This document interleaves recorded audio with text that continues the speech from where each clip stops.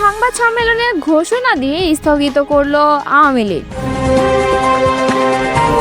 দেশে ফিরেই ভোটার হবেন তারেক রহমান। ফেব্রুয়ারিতে নির্বাচন চান জামায়াত আমির। রিজভী মন্তব্য করেছেন, বিএনপিকে জনবিচ্ছিন্ন করতে চেয়েছিলেন শেখ হাসিনা। এতক্ষণ শুনছিলেন সংবাদ শিরোনাম, এবারে বিস্তারিত। ভারতের রাজধানী দিল্লিতে একটি সংবাদ সম্মেলনে ঘোষণা দিয়ে তা স্থগিত করেছেন ক্ষমতাচ্যুত আওয়ামী লীগের শীর্ষস্থানীয় নেতা ও সাবেক মন্ত্রীরা। এই সংবাদ সম্মেলনটি বাংলাদেশ গণহত্যা বিষয়ে আলোচনা করার জন্য গতকাল বুধবার অনুষ্ঠিত হওয়ার কথা ছিল, তবে নির্ধারিত সময়ের ঠিক আগে এটি স্থগিত করার সিদ্ধান্ত নেওয়া হয়। বৃহস্পতিবার ভারতীয় সংবাদ মাধ্যম হিন্দুস্তান টাইমসের এক প্রতিবেদনে বিষয়টি উঠে আসে। বাংলাদেশ হিউম্যান রাইটস ওয়াচ নামে একটি অস্তিত্বহীন সংগঠনের ব্যানারে স্থানীয় সময় বিকেল 5:30টায় এই সংবাদ সম্মেলন আয়োজনের কথা ছিল। এর আয়োজক মোহাম্মদ আলী সিদ্দিকী, যিনি নিজেই ওই সংগঠনের যুক্তরাষ্ট্র শাখার মহাসচিব হিসেবে দাবি করেন। আয়োজকরা জানিয়েছিলেন, সংবাদ সম্মেলনে আওয়ামী লীগের গুরুত্বপূর্ণ নেতা ও মন্ত্রীরা গোপালগঞ্জের সাম্প্রতিক সহিংসতা এবং দেশের গণহত্যার প্রসঙ্গে বক্তব্য দেবেন। তবে সাংবাদিকরা সম্মেলনস্থলে জড়ো হওয়ার পর আলী সিদ্দিকী এক বিবৃতিতে জানান, ঢাকার একটি শিক্ষা প্রতিষ্ঠানে বিমান বিধ্বস্তের ঘটনায় নিহতদের সম্মানে অনুষ্ঠিত অনুষ্ঠানটি স্থগিত করা হয়েছে। ওই দুর্ঘটনায় 35 জনের বেশি মানুষ, যাদের বেশিরভাগই শিশু, প্রাণ হারান এবং প্রায় 170 জন আহত হন। জানা গেছে, আওয়ামী লীগের একাধিক সাবেক নেতা যেমন উবায়দুল কাদের, আসাদুজ্জামান খান কামাল, হাসান মাহমুদ ও মুহিবুল হাসান চৌধুরী নফেল গত কয়েকদিন দিল্লি সফর করেছেন। তাদের কয়েকজনেরই সংবাদ সম্মেলনে অংশ নেওয়ার কথা ছিল। সংবাদ সম্মেলনের আয়োজক মোহাম্মদ আলী সিদ্দিকী বলেন, এই গভীর শোকাবহ পরিস্থিতিতে এবং নিহতদের পরিবারের প্রতি সম্মান দেখিয়ে আমরা সংবাদ সম্মেলন স্থগিত করার কঠিন সিদ্ধান্ত নিয়েছি। অনুষ্ঠানটি পরবর্তী সময়ে নতুন তারিখে অনুষ্ঠিত হবে। 2008 সালে তত্ত্বাবধায়ক সরকারের আমলে প্রথমবারের মতো ছবিসহ ভোটার তালিকা তৈরির কাজ শুরু হয়। সে সময় বিএনপির ভারপ্রাপ্ত চেয়ারম্যান তারেক রহমান ও তার স্ত্রী ডক্টর জুবাইদা রহমান ছিলেন লন্ডনে। ওই বছরের 11 সেপ্টেম্বর লন্ডনের উদ্দেশ্যে বাংলাদেশ ছাড়েন এই দম্পতি, ফলে ওই সময়ে ভোটার হতে পারেননি তারা। চলমান ভোটার তালিকা হাল নাগাদে ভোটার হয়েছেন ডক্টর জুবাইদা রহমান, তবে এখনও ভোটার হননি বিএনপি ভারপ্রাপ্ত চেয়ারম্যান তারেক রহমান। প্রবাসী বাংলাদেশিদের ভোটার করতে এরই মধ্যে কয়েকটি দেশ কার্যক্রম শুরু করেছে নির্বাচন কমিশন। যুক্তরাজ্যের লন্ডন, বার্মিংহাম ও ম্যানচেস্টারেও ভোটার কার্যক্রম শুরু হয়েছে, তবে তারেক রহমান সেখানে ভোটার হওয়ার জন্য এখনও আবেদন করেননি এবং প্রবাসী শাখা থেকে তা জানা গেছে। সংশ্লিষ্ট সূত্র জানায়, লন্ডন প্রবাসীদের নতুন ভোটার হতে গেলে আবেদনকারীকে অবশ্যই লন্ডনের নির্বাচন অফিসে আসতে হবে, কারণ আবেদনকারী স্বাক্ষর, 10 আঙ্গুলের ছাপ ও চোখের আইরিশ বাধ্যতামূলক। লন্ডনে তারেক রহমান এখনও আবেদন করেনি বলে ইসি সূত্রে জানা গেছে।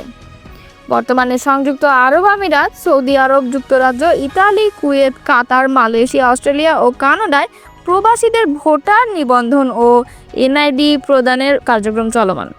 ইসির মিশন অফিসে যে কোনো সময় প্রয়োজনীয় তথ্য দিয়ে ভোটার হতে পারবেন প্রবাসীরা।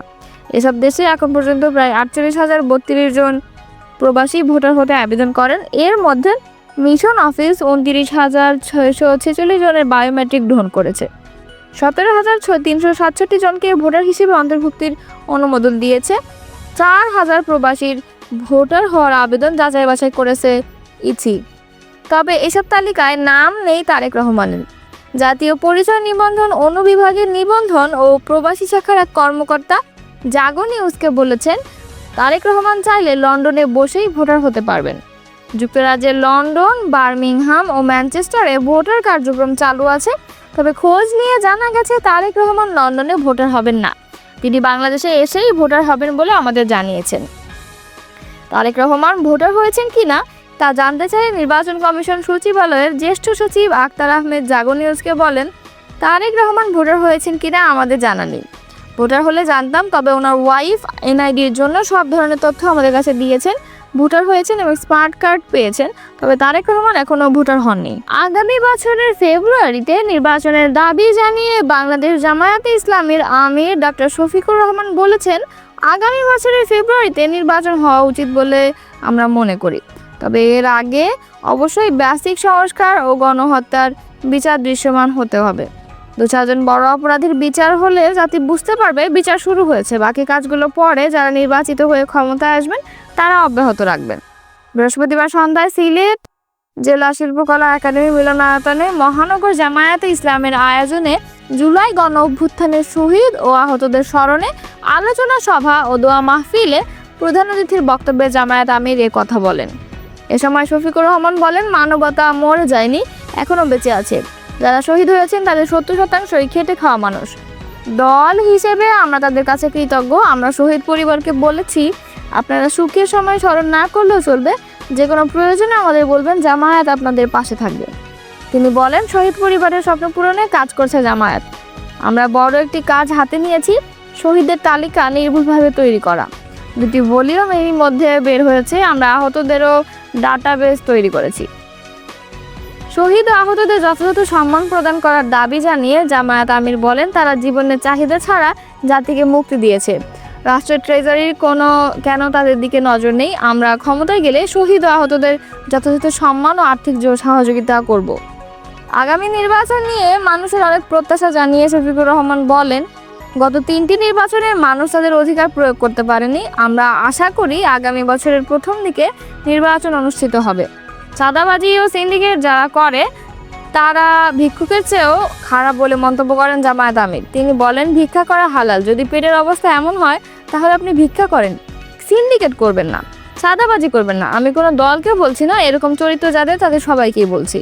শফিকুর রহমান বলেন, একটি যুদ্ধ করেছি ফাঁসিবাদের বিরুদ্ধে, এবার একটি যুদ্ধ করব দুর্নীতির বিরুদ্ধে। তিনি বলেন, আমরা জুলাই আন্দোলনের কাউকে মাস্টারমাইন্ড বলি না। কাউকে মাস্টারমাইন্ড বললে অন্যদের আন্ডারমাইন্ড করা হয়। তবে আমি সবসময় এই কৃতিত্ব শহীদ ও আহতদের দিই। সিলেট মহানগর জামায়াত আমির মোহাম্মদ ফখরুল ইসলামের সভাপতিত্বে সভায় বিশেষ অতিথির বক্তব্য দেন জামায়াতের কেন্দ্রীয় সহকারী সেক্রেটারি জেনারেল অ্যাডভোকেট এহসানুল মাহবুব জুবায়ের। শেখ হাসিনা বিএনপিকে জনবিচ্ছিন্ন করতে চেয়েছিলেন বলে মন্তব্য করেছেন বিএনপি সিনিয়র যুগ্ম মহাসচিব অ্যাডভোকেট রুহুল কবির রিজভী। তিনি বলেছেন, বিচারপতি খায়রুল হক দেশের বিচার ব্যবস্থাকেও ধ্বংস করেছেন।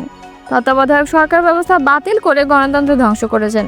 ফ্যাসিস্ট শেখ হাসিনার ইঙ্গিতে মিথ্যা মামলায় বেগম খালেদা জিয়াকে জেল খেটিয়েছেন। বৃহস্পতিবার দুপুরে মৌলভীবাজার এম সাইফুর রহমান অডিটোরিয়াম জেলা বিএনপি সদস্য সংগ্রহ ও নবায়ন কার্যক্রম উদ্বোধন উপলক্ষে আয়োজিত সভায় প্রধান অতিথির বক্তব্যে তিনি এসব কথা বলেন। রুহুল কবির রিজভী আরও বলেন, বিগত দিনে স্বৈরাচার শেখ হাসিনা মিথ্যা মামলা দিয়ে বিএনপির নেতাকর্মীদের দিনের পর দিন, মাসের পর মাস জুলুম, নির্যাতন ও অত্যাচার করেছেন। সেই মামলায় আমি ও আমাদের নেতাকর্মীরা জেল খেটেছি। তিনি বলেন, বিএনপির কোটি কোটি সমর্থক চেয়েছে এবছর আমরা 1 কোটি সদস্য সংগ্রহ করি এবং নবায়ন করি। মৌলভীবাজার জেলা বিএনপির আহ্বায়ক ফয়জুল করিম ময়ূনের সভাপতিত্বে এবং জেলা বিএনপির সদস্য সচিব আব্দুর রহিম রিপনের পরিচালনায় অনুষ্ঠানের প্রধান বক্তা ছিলেন বিএনপির কেন্দ্রীয় কমিটির কোষাধ্যক্ষ সাবেক এমপি রশিদুজ্জামান মিল্লাত। এছাড়াও বক্তব্য দেন বিএনপি সিলেট বিভাগের সাংগঠনিক সম্পাদক জি.কে. গৌস, সিলেট বিভাগীয় সহ সাংগঠনিক সম্পাদক মিফতা সিদ্দিকী, মৌলভীবাজার জেলা বিএনপির সদস্য সংগ্রহ ও নবায়ন কার্যক্রম টিম লিডার সৈয়দ আশরাফুল মজিদ খোকন, জেলা বিএনপির সাবেক সভাপতি এম নাসের রহমান প্রমুখ।